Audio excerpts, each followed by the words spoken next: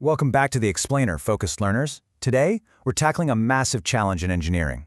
We're going to dive into exactly how we navigate complex offshore megaprojects to avoid what can easily become massive quarter-century-long financial disasters. We're looking at the exact mechanisms project managers use to turn complex diagrams into floating reality. So picture this. You've got a maintenance technician offshore, and a specific valve needs replacing every 18 months. Simple enough, right? But there's a huge problem. That valve is now physically stuck behind a massive cable tray that nobody bothered to check during the design phase. Offshore, that simple mistake doesn't just mean a quick hour-long fix. It costs hiring a scaffolding crew, initiating a total system shutdown, and navigating a really complex permit process. And you're doing that every 18 months for 25 years. One single unchecked physical clash equals 25 years of compounding cost. Okay, let's dive into this. Because avoiding that exact scenario is precisely why we build highly dense digital topsides 3D models today.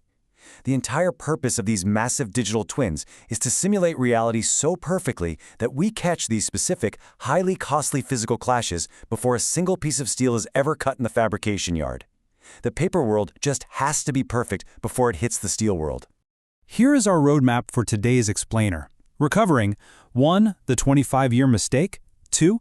30% the plot plan, 3. 60% routing and steel, 4. 90% the final sweep, 5. The costs of late changes, and finally, 6. From fit to float. Section 1. The 25-year mistake. Let's look at the formal framework we use to catch those errors early. In offshore engineering delivery, we don't just look at a 3D model once at the very end of the design phase and call it a day. No way. That is a guaranteed recipe for failure. Instead, we review the model at 3 strictly defined maturity gates: 30%, 60%, and 90%. Each one asks a completely different question, and each one is a formal, minuted, multidiscipline event. It's never just an informal glance over a designer's shoulder. Section 2. 30%, the plot plan. Now, what's really interesting about this 30% phase is what's completely missing. At 30%, there's no piping. There are no cables. We are simply looking at bare deck outlines and making major equipment location decisions based on a general plot plan. Is the main separator in the right place? Is the flare stack position far enough away from the living accommodation to be safe? These are foundational decisions that are almost impossible to reverse later. Because of that, this review is both the cheapest to execute and easily the most valuable one you'll hold. Moving right along to Section 3, 60%, routing and steel. Chronologically, we move forward to the 60% mark, and here, the visual density completely explodes. The model actually starts to look like an industrial facility.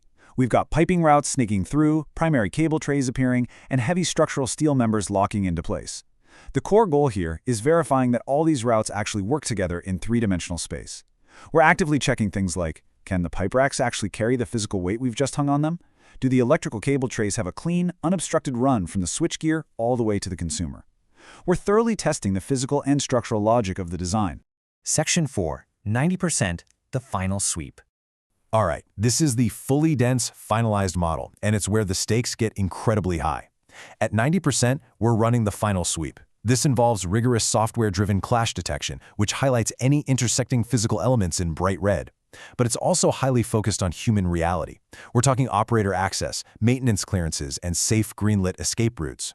I want you to imagine the real-world application here. Can a human being physically maneuver a spanner to reach that specific filter? Can a crew successfully pull a massive tube bundle out of that heat exchanger without smashing into a bulkhead? This is exactly where we absolutely must catch that rogue cable tray blocking our maintenance valve. The source material summarizes the gravity of this phase perfectly. It states, miss this, and you've designed a platform that works beautifully on day 1 and is a nightmare for the next quarter century. By impartially looking at the data, it's pretty clear. If you miss an access clash during this final sweep, you are directly authorizing decades of painful maintenance delays, scaffolding costs, and operational shutdowns. Section 5. The cost of late changes. Let's do a quick interactive scenario to test your understanding of why these specific gates matter so heavily to a project's bottom line. Here is a high-stakes, real-world engineering request.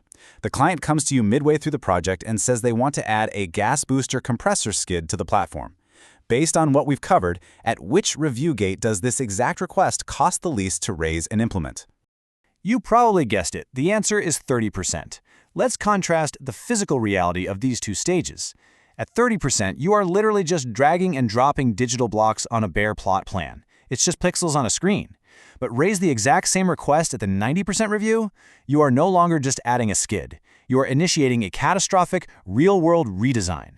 You have to physically reroute piping, move established cable trays, alter structural steel, and then completely rerun the clash checks on all of that newly moved infrastructure. So the crucial point here is that the exact same client request has a completely different price tag depending entirely on when it is raised.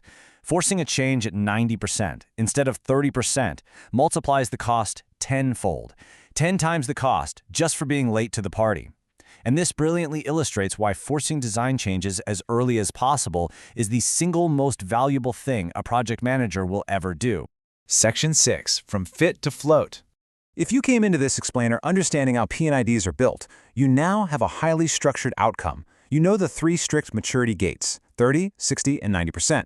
You know exactly what physical and operational checks belong at each gate. And most importantly, you know exactly why forcing early changes is the key to protecting the budget. But, well, here is a massive twist.